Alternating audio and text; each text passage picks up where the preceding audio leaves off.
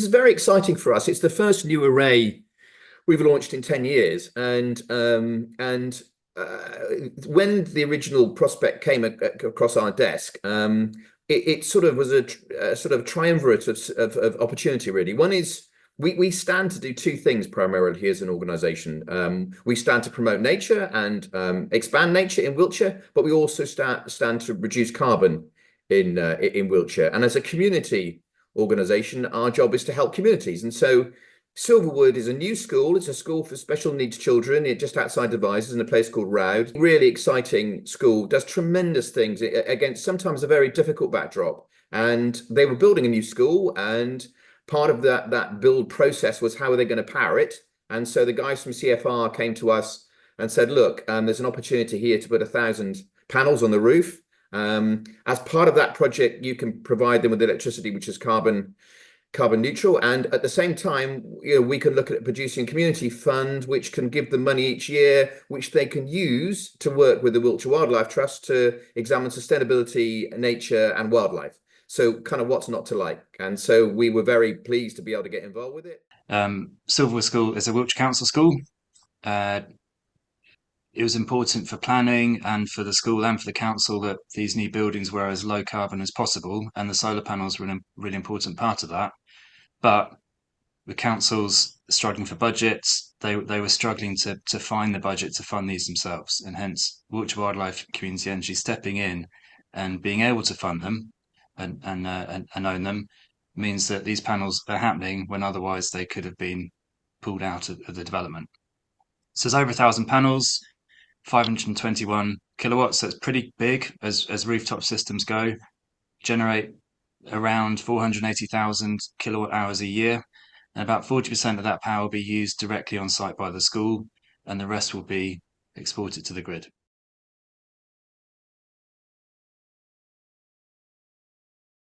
Silverwood School is a Wiltshire Council school. Wiltshire Council are funding the redevelopment. The panels, on completion of this offer, the panels will be owned by Wiltshire Wildlife Community Energy, who will enter into a long-term roof lease with the school, and they will sell the power generated via a power purchase agreement, which is how it's a standard arrangement for community-funded rooftop PV, as people will have seen across Solar for Schools and Bath and West Community Energy and other similar offers. And the solar power, which is generated and used directly on site by the school, that will be metered, and the school will pay a fixed price for that power over 25 years. And any surplus power will be exported to the grid and sold to an energy supplier at the highest price we can get. So the school is the user of the power, and the beneficiary of the long-term fixed price, but the panels are owned by Wiltshire Wildlife Community Energy, who will be responsible for looking after them, ensure they're maintained, insured, etc., over the life of their project.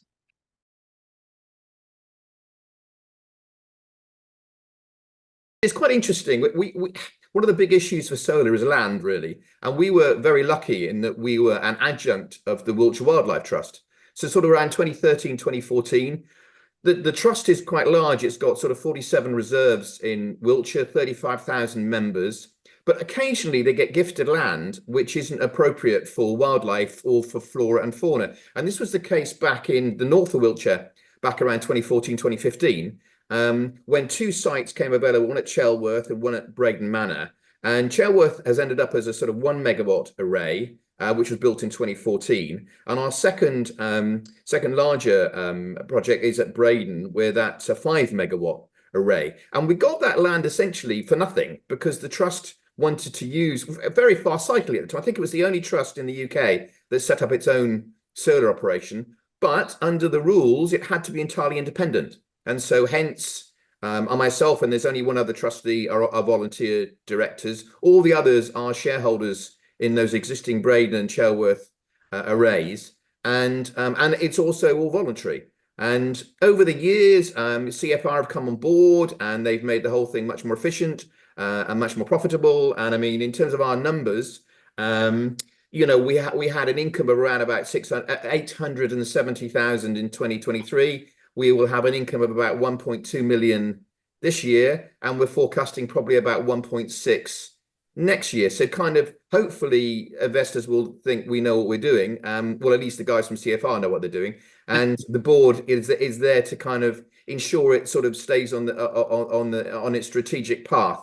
But this particular Silverwood thing is unusual in that we don't launch a new array every 5 minutes. It's been 10 years since the last one, and that's why we're very excited. We think schools offer a big potential for solar. They won't all have roofs as big as Silverwood, and they won't have a sort of as enlightened governors or the council as Wiltshire. But nevertheless, there are opportunities ahead, I think, to employ much more effective and efficient energy sources which are carbon free. And a lot of the parents are very keen now. Parents are much younger than me, and they, sustainability, green, eco issues are very important to them and very important for their kids and their grandkids. And so if we can help them realize both the children learning about nature through the community fund, and we can also get cheaper power, or certainly power that is carbon neutral, then that's a very, very enticing prospect. And so we're hoping Silverwood will be the first of many of kind of schools that we can work with this. And we have a track record to show both the schools and the governors that we kind of know what we're doing.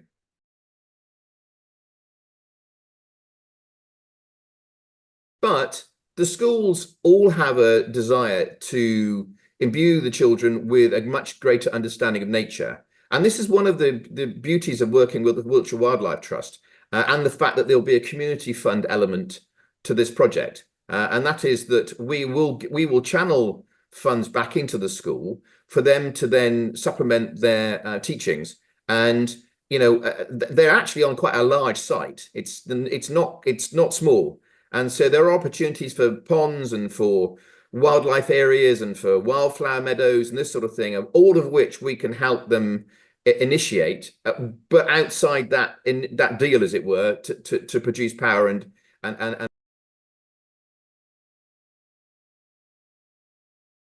think that the community fund coming out of this is a really important aspect to the project. And the business model really for this, for Wiltshire Wildlife Community Energy, is it covers its costs. It covers its operating costs. It pays investors their target return.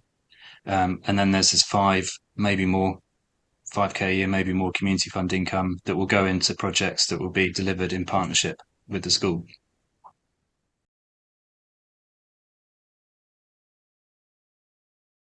When we were set up back in 2013, 2014, the community fund was an important aspect of WWCE in that, we had 3 or 4 constituencies which need to be paid. The investors need to be paid. The bank needs to be paid. We need to cover our costs. CFR needs to be paid. There's those kind of stuff. But then on top of that, with any kind of surplus we originally had very small expectations of a 10,000 a year contribution to a community fund, which over the years has helped everything from putting solar panels on village halls to new ponds, for schools and for scout huts.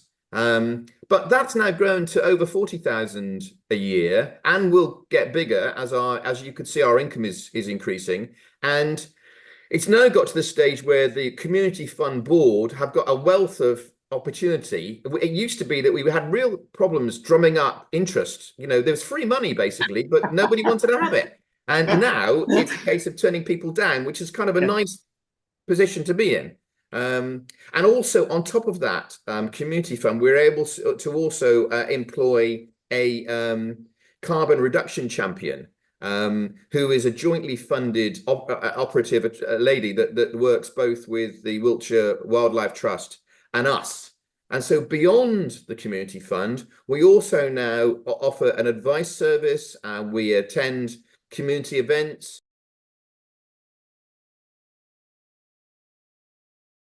So I suppose what I'd say is one would look at past performance as a start point if it was me.